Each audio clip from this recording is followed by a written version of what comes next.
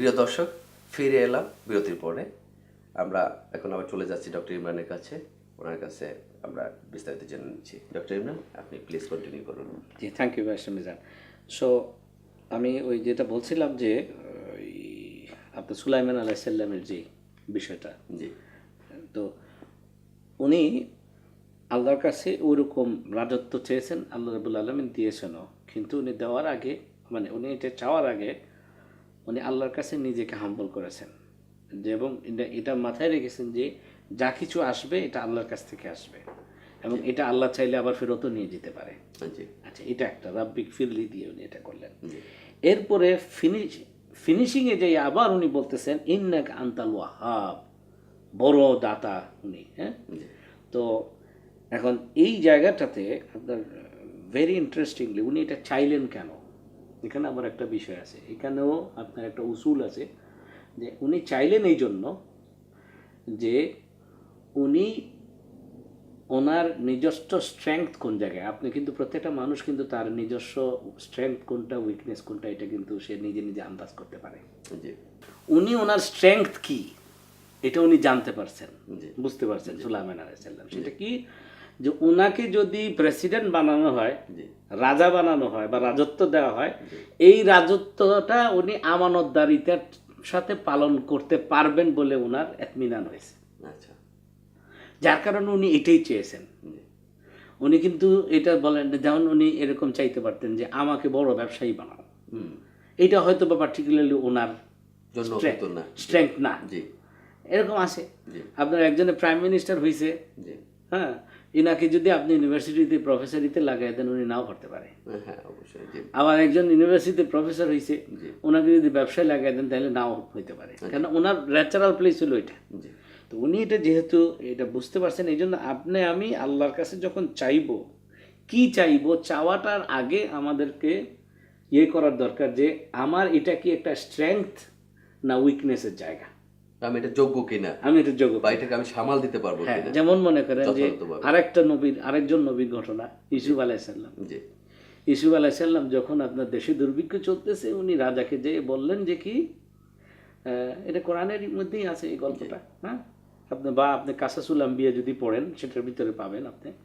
হ্যাঁ, তো যে কি, আমাকে খাজানচিখানার দায়িত্ব দাও, নিজে চাইলেন। জি বর্তমান মডার্ন টার্মিনোলজিতে যদি বলি, উনি আসলে বললেন যে আমাকে ফাইন্যান্স মিনিস্টার করো, ট্রেজারিতে দাও। ট্রেজারিতে জি দাও, জি হ্যাঁ, ট্রেজারি সেক্রেটারি করো। সেটাই। হ্যাঁ, তো তাইলে আশা করা যায় তোমার এই ট্রেজারির আমি আমানত রক্ষা করতে পারবো, সেফগার্ড করতে পারবো এবং এটার উন্নয়ন নিয়ে আসতে পারবো আমি। আচ্ছা তো এটা উনি কেন চাইলেন, উনি নিজে জানছেন যে এইটা হলো ওনার স্ট্রেংথ। আচ্ছা তো এই জন্য আমাদের এই জিনিসগুলো আমাদের জানা থাকা দরকার আর কি, ইনশাআল্লাহ। তো যাই হোক, তো সার্বিকভাবে যে কথাগুলো আসলে বলতে চাইলাম যে আমি এখনও কিন্তু আমরা এই অর্থনৈতিক ব্যবস্থার মূল ভিত্তি কী এগুলো কিন্তু আমরা আলোচনা এখনও যাই নাই। জি যে মূল যেই কথাটা বলতে চাইলাম যে স্বর্ণযুগের স্বর্ণ মানুষগুলা, জি শ্রেষ্ঠ যুগের শ্রেষ্ঠ মানুষগুলা যখন আপনার ইসলামী অর্থনৈতিক ব্যবস্থা প্র্যাকটিস করেছেন, ওনারা তখন স্বর্ণ মার্কা সফল পেয়েছেন। জি তো সুতরাং আমরা কেন তাদেরকে অনুসরণ করব না? এবং পরে সেই সফলতা প্লাস কেন পাবো আপনি না? একটা পয়েন্ট বলেছেন যে আহ, যে আপনার লোকেরা ধনী হয়ে গেল কিভাবে, জি না? জি তাহলে কি উন্নয়ন হয়ে গেছে দেশের ভিতরে?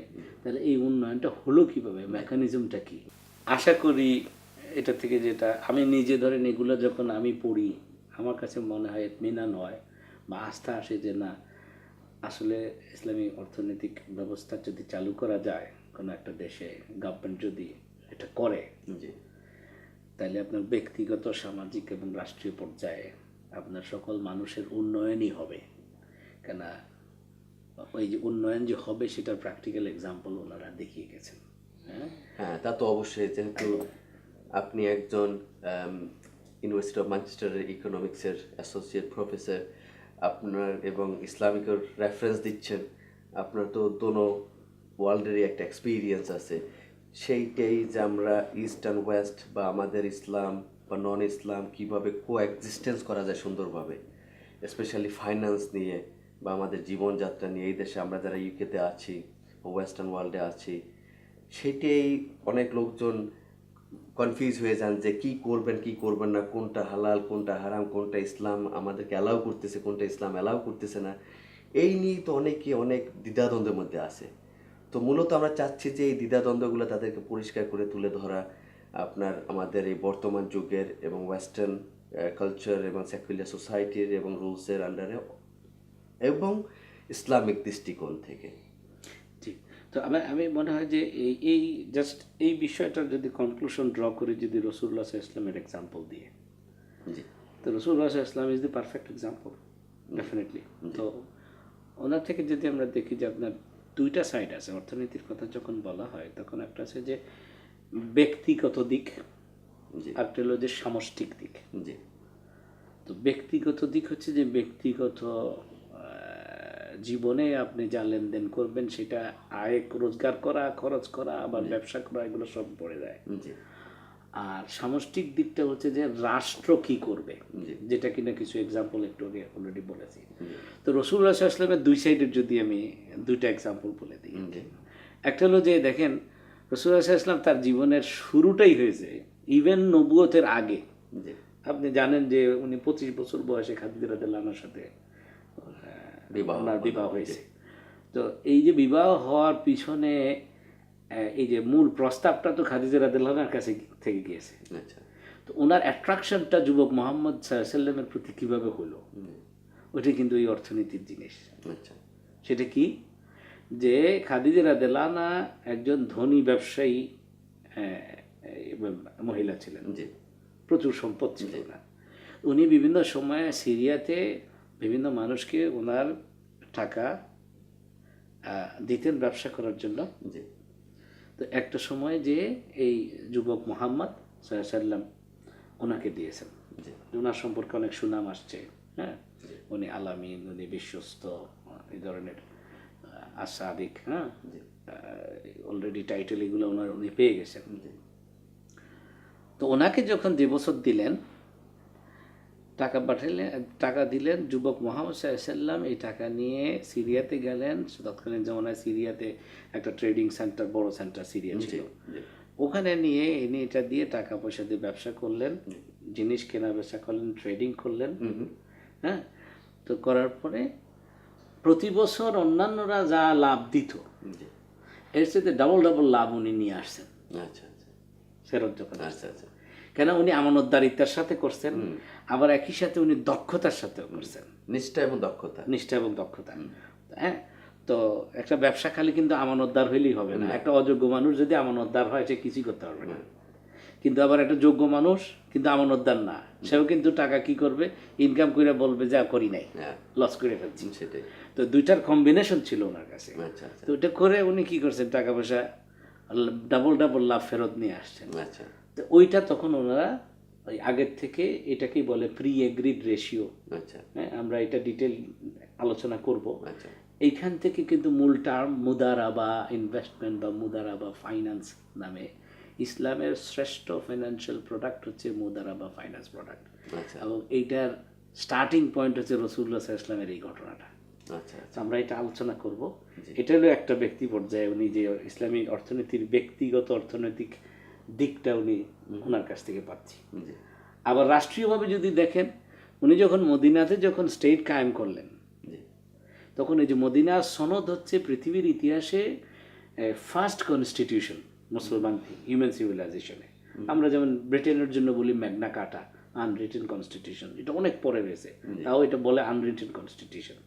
বাট দ্য রিটেন কনস্টিটিউশন পৃথিবীর ইতিহাসে হিউম্যান সিভিলাইজেশনে সর্বপ্রথম একটা দেশের জন্য রিটেন কনস্টিটিউশন হচ্ছে মদিনার সনদ। এই মদিনার সনদের আপনি যদি টোটাল সামারি করেন কনস্টিটিউশনকে, এটা একটা দেশের কনস্টিটিউশন হিসেবে মনে করেন যদি, তাহলে এটার ভিতরে সামারিটা হলো এই যে পিস, সিকিউরিটি অ্যান্ড প্রসপারিটি।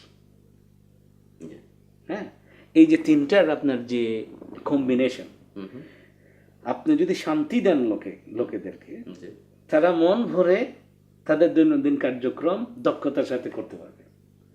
আপনি যদি তাদের প্রপার্টি, ওয়েলথ এবং জান মালের সকল কিছু যদি নিরাপত্তা দেন, সিকিউরিটি যদি দেন, জি তাহলে কি হবে?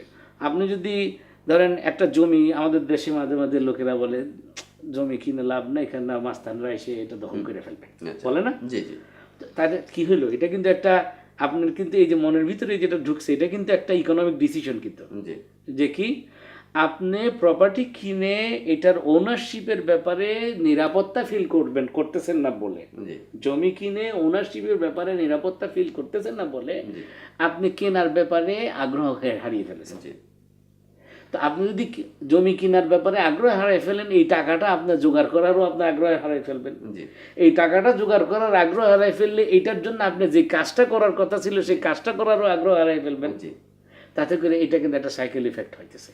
জি কথা বলছেন তো? তো এই জন্য থ্যাংক ইউ ডক্টর ইমরান। প্রিয় দর্শক, আজকে অনুষ্ঠান এখানেই সমাপ্ত। আগামী পর্ব দেখার জন্য আপনাদেরকে আমন্ত্রণ রইল। আসসালামু আলাইকুম।